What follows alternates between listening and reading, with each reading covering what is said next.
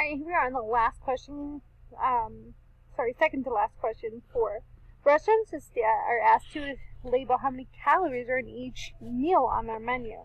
So you're going to use the nutrition information to calculate the amount of calories from each ingredient in your meal and record it in the last column, which I had already done, so I kind of jumped the gun here, and this is what's in the yellow.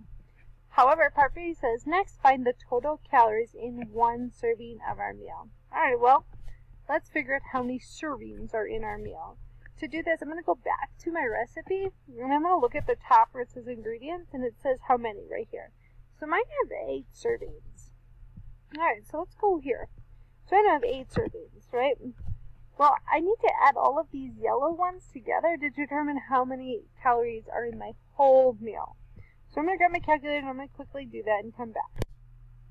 Alright, so after calculating my entire calories in my meal, I came out that I had 3,576.04 calories in the entire meal. That's in the whole meal, right? This will be served between 8 different people. That's what my thing said. So what I'm going to do is I'm going to take this number and I'm going to divide it by 8. Okay, I'm going to divide it by 8. And that's going to give me per serving.